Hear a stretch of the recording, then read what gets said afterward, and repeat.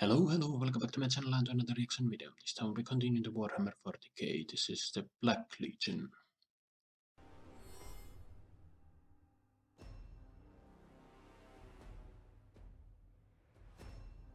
The most grievous wounds are those that refuse to kill, yet will not heal. Instead, they linger, deepen, and fester. The passage of the years makes little difference, nor does any form of treatment. The wound remains. The afflicted creature is left to suffer in agony, subjected to every kind of pain imaginable, until it can no longer remember a time without it. The Imperium of Man has suffered many such wounds. It is a realm founded in war, and it is war that sustains it. Across the millennia, triumph and tragedy alike have left their mark. Tyranid hive fleets have consumed entire star systems. Xenos empires have enslaved untold billions, or seized countless more with vile ideologies. Orc warlords smash apart the ancient glories of mankind, while Necron tombs awake beneath them. The Imperium suffers, and the galaxy burns. Yet when the final hour of mankind arrives, and the bell of lost souls on Holy Terror rings out into the darkness for the last time, the Imperium will have finally succumbed to a wound left over 10,000 years before. The first and the last. Of every threat to assail itself against the crumbling bastions of the Imperium, no single blow has struck deeper or festered longer than the one rent into the soul of mankind by what were once its most favored warriors. They were founded on Terra as the 16th Legion, earned their first victories as the Lunar Wolves, were elevated to greater glories as the Sons of Horus, That's an epic but in shot. the grim darkness of the 41st millennium And that's are feared and hated as the Black Legion. Raised on Terra in the final years of the 30th millennium, the 20 Space Marine Legions represented the Emperor's will to end the Unification Wars, strike out from the solar system, and reunite the lost and scattered domains of humanity. Like its brother legions, the 16th was genetically modified, its warriors implanted with the gene seed of their respective Primarch. Though the ruinous powers of chaos would scatter the Primarchs across the galaxy, the 16ths included, the relationship between the two could not be severed. Though their Primarch was lost to them, through his gene seed, they nevertheless came to express his unique character, personality, and approach to war. Imperial records of this era remain fragmented, but it is believed that the 16th's first recruits came from the hunter clans of the Jutagran Bowl and the slums of the Samsatian subplate. They were said to be ruthless and independent, swift and aggressive. Though earning many battle honors in their early campaigns, none matched the first pacification of Luna. Fortified by gene cultists, whose advanced technology was greatly desired by the Emperor, the 16th made up the vanguard of the Imperium's invasion, and were triumphant in a matter of hours. It was the first off-world conquest ever achieved by the legions, and a desperate plea from the gene cultists, begging the Emperor to call off his wolves, would give the 16th Legion its name. The victory on Luna was said to be the first battle of the Great Crusade, the enormous campaign initiated by the Emperor to spread the rule of the Imperium across the entire galaxy. Millennia of myths and legends have overwhelmed this era, making any complete, verifiable history impossible. But most every source agrees that Horus, Primarch of the 16th Legion, was the first to be rediscovered. Some accounts claim he was found on the world of Chthoniya, having risen to a position of power in much the same way as his brothers. Others dispute this, but whatever the case, it is inarguable that Horus spent many years as the Emperor's only recovered son, and great affinity existed between them. Dope. Under the command of Horus, and their ranks But swelled then he by was recruits snatched taken by from the Chthoniya, ruinous powers the and Lunar made into Wolves their swept across the galaxy. champion. Imbued with various Chthonian warrior customs and the peerless instincts of Horus, the Legion was regarded as inelegant, but undeniably effective. As the Great Crusade progressed, the other Space Marine legions were reunited with their Primarchs. And while their own battle honors would match or even exceed those of the Lunar Wolves, the 16th was always on the forefront of the crusade, achieving many of its most spectacular and important victories. The eradication of the largest orc empire ever recorded was foremost amongst these, and achieved through the strategic brilliance of Horus. So complete was this victory that it cemented the Emperor's decision to name Horus Warmaster, the commander-in-chief of the Imperium's armies. The 16th Legion was renamed the Sons of Horus to mark this appointment, and to cement their status as the first amongst equals. The corruption of Horus and his legions to the service of the ruinous powers of chaos was the result of a long and methodical effort. Hidden chaos cults, maligned artifacts, and visions of a nightmarish future all played their part, but it was Horus's own bitterness, jealousy, and resentment that made him receptive to the offers of the Dark Gods. He renounced his oath to the Emperor and led his legion into the worship of the ruinous powers. It was a victory of the 16th Legion that ushered the start of the Great Crusade, and it was another victory of the 16th that ended it. On the world of Istvan V, the Sons of Horus, together with the traitorous Death Guard, Emperor's Children, World Eaters, Alpha Legion, Iron Warriors, and Night Lord's legions, massacred the Loyalists mobilized against them. What would be known as the Horus Heresy had begun. The death and destruction unleashed over the course of the Imperium's civil war was without equal in human history.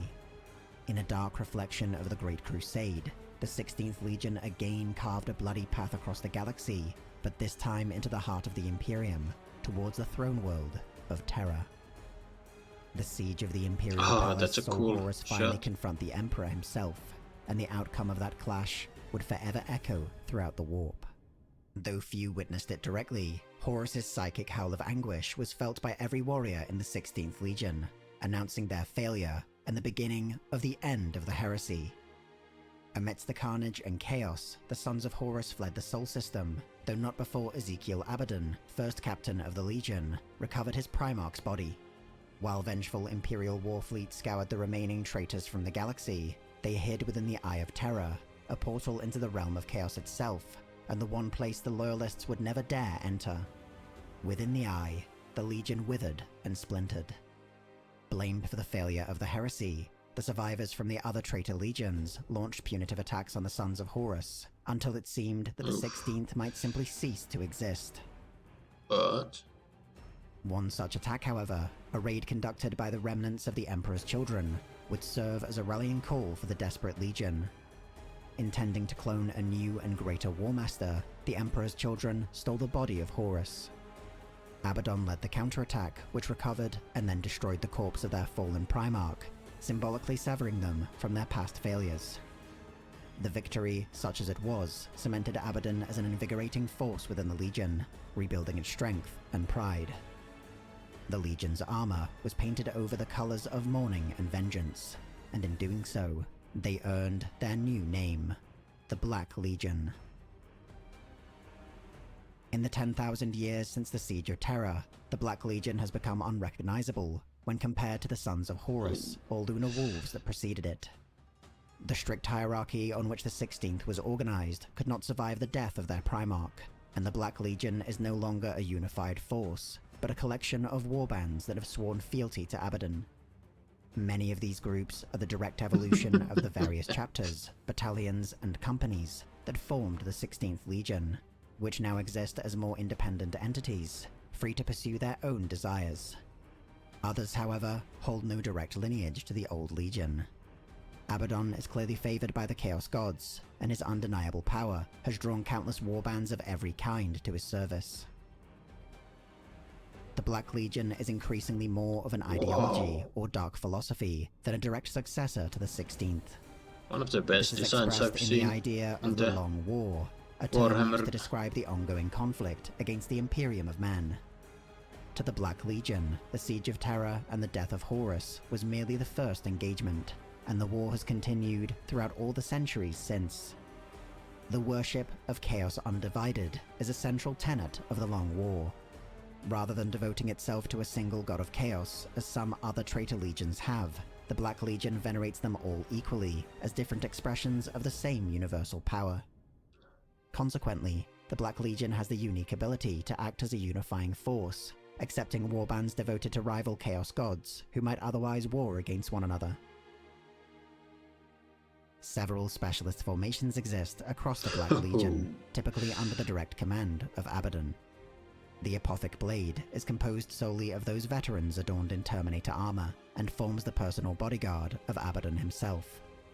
The warband known as the Tormented is made up of those possessed by demons, while those who fail Abaddon in some way might be sentenced to join the Oathbroken and subjected to terrible mutations.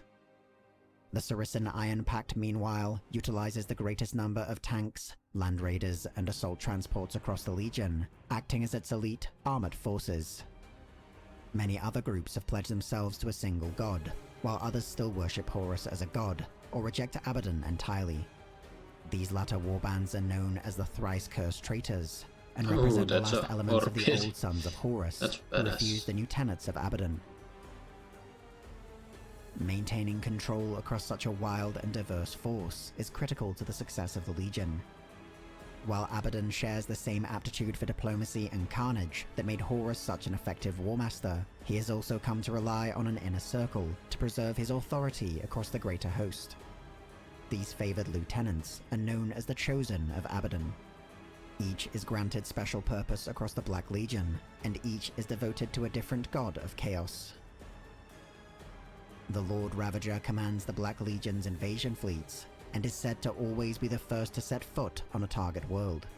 The Lord Ravager is always a devotee of Khorne, the Blood God. The Lord Deceiver is a powerful sorcerer, able to guide the Legion through the fickle currents of the warp, and perhaps even glimpse its possible futures. The Lord Deceiver is always a devotee of Tzeentch, the Lord of Sorcery and Architect of Fate. The Lord Corruptor instills fear and hatred amongst the Chaos Space Marines of the Black Legion, adorning a trophy rack with the skulls of those who have failed Abaddon. The Lord Corruptor is always a devotee of Nurgle, the Plague God. The Lord Purgator ensures that the conquest or raising of worlds is never left half-finished, and that every soul left alive is dragged away in chains, and every edifice is adorned with the markings of the ruinous powers. The Lord Purgator is always a devotee of Slaanesh. Yeah, we heard about Though the strict hierarchy of the 16th no longer exists, through Abaddon and his Chosen, the Black Legion has maintained a sense of coherence unusual amongst the traitor legions. This is not always apparent, for its various warbands will often act independently, and at times even war against each other. It is during the Black Crusades, however, that the Legion again acts as one. Many champions of Chaos have launched their own Black Crusades against the galaxy, but the 13 Black Crusades of Abaddon the Despoiler are without equal. Each has unleashed a tide of carnage across the Imperium, before ultimately retreating back into the Eye of Terror. Though the Imperium considers each Black Crusade to have been defeated, the truth is that collectively they have all progressed a great plan, known only to Abaddon himself. But within the triumphs of the 13th Black Crusade, Abaddon the Despoiler's great plan is beginning to reveal itself. Cadia, the great fortress world that for millennia held back the Eye of Terror, has finally been destroyed. Its fall has unleashed a new tide of warp storms, greater than any to have afflicted the galaxy before. The Great Rift, as they are known, have split the Imperium in half, and repeated the disasters of Cadia across thousands of other worlds. For millennia, Abaddon has promised to succeed where Horus failed, and his hour might have finally arrived. The Imperium is desperate. For every new wound left by the Black Legion, the first and greatest festers even more. There is a path of blood that leads directly to Holy Terror itself, and Abaddon need only follow it to finally bring about the ultimate victory of Chaos. He has seen his victory in the visions of the warp, seen the Imperial Palace crushed beneath the weight of his armies, and the body of the Emperor cast atop the endless charnel pits, overflowing with the corpses of the species he failed. He has seen the galaxy burn. Well, there you have it, folks, the Black Legion, and yeah, that was a nice recap of the Horus heresy, how the Black Legion was originally created from Horus's genetic material, and they were the tip of the blade in the Emperor's crusade to retake the galaxy and unite the lost realms of men. But somewhere along the line, the ruinous powers, little by little, managed to corrupt them, and yeah, they inflicted the deepest wound in the Imperium that festers still. And even though Horus was defeated and the Black Legion, what was left, retreated to the Eye of Terror, from there, I mean, the Black Legion and all the other traitor legions have launched Black Crusades, and yeah, the Abaddon is whatever. His 13 Crusades are the most well known. I do remember the Cadia video very well. I've said it before, that's by far my favorite of the Warhammer series. But yeah, and this video really, depicts Abaddon in a much more menacing way. It ends with him stating that okay, Abaddon has seen the future where he crushes the Holy Terra and tosses the Emperor's body to wherever, and yeah, he's seen the galaxy burn. But yeah, in the Cadia video, it was stated that the fall of Cadia ignited the flames of retribution within the Imperium. So I think it was that Abaddon faced Celestine during that fight, and Celestine managed to wound him. But yeah, I did love the music. It was in this video, it was very, very intense. And yeah, so far Abaddon has been, well, only a side character that's been mentioned. But yeah, this video really brought him into the light. It's a very interesting character indeed. And yeah, here we what else? But yeah, what do you guys think? Write your thoughts down below. Hope you enjoyed my reaction. Drop a comment, like, subscribe if you want, and I will see another video. Bye.